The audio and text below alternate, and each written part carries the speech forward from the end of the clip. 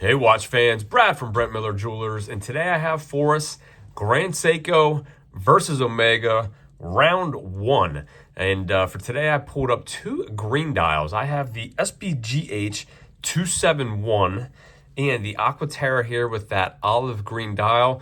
I thought this would be a good way to kick off. I'm going to try to do 5 of these. Admittedly, our Grand Seiko inventory is a little bit lower than I'd like to see it right now. And so I may have to get a little bit creative to do 5 good videos here. I'm going to try to do these for the next 5 Fridays. So filming this Thursday, February 8th, and we'll upload this tomorrow on the 9th. This is round one. Looked like about 350 votes from the poll I posted on YouTube earlier this week. And 30% of the folks wanted to see Grand Seiko versus Omega. So again, I will do my best to bring you that content.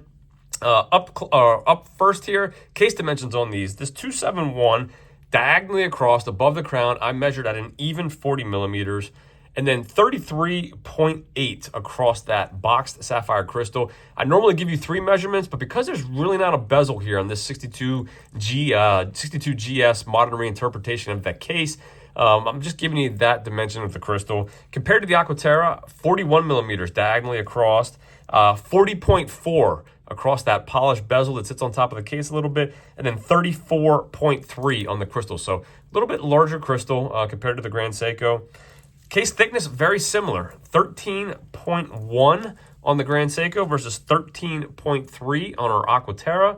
And then lug to lug, 46.8 on our Grand Seiko. However, we do have some male end links that probably need to account for, 49.8 when you take those into consideration, versus the Aqua Terra, 47.7. And again, no male end links, so true to size there. Again, very similar. I don't think it's going to be a deterrent for anybody who's maybe considering both watches.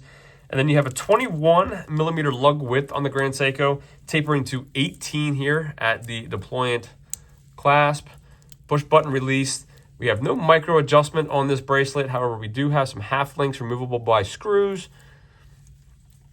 Exhibition case back here housing the 9S85 high beat movement, 55 hours of power reserve.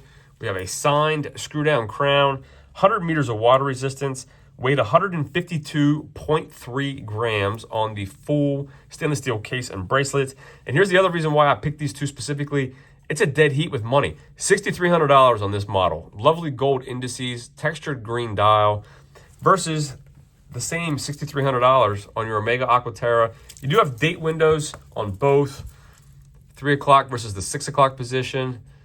Again, if you don't like the gold, obviously, this is the AT is going to be your choice here. But I thought they were close enough that I certainly wanted to compare these. The Omega 19 millimeter lug width, so 19 compared to 21 on the Grand Seiko, tapering down to 18. On the Aqua Terra, though, we do have that butterfly style clasp.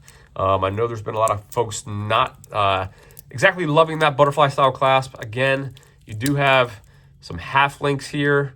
Actually, I'm looking here. Is that a half link? That's the clasp. It looks like you have one half link on this side. Again, removable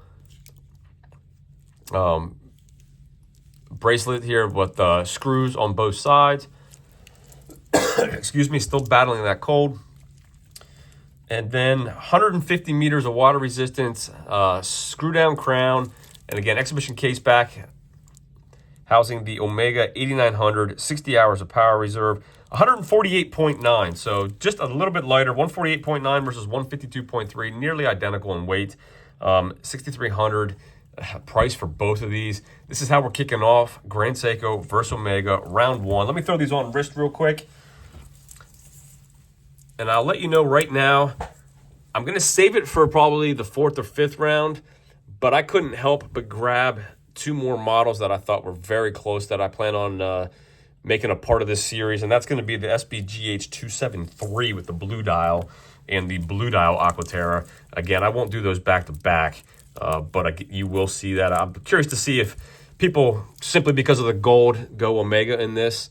So we'll get the blue dials up in a couple weeks and compare those as well. So let me hit the lights for you real quick.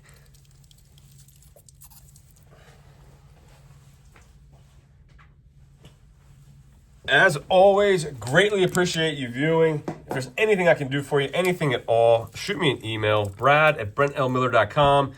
Again, we got lume on the Aqua Terra versus just the fantastic indices that hit that light the right way here on our Grand Seiko. So let me know who takes round one. You going SBGH273 or you going Aqua Terra? Thanks for viewing, and we'll see you in the next video.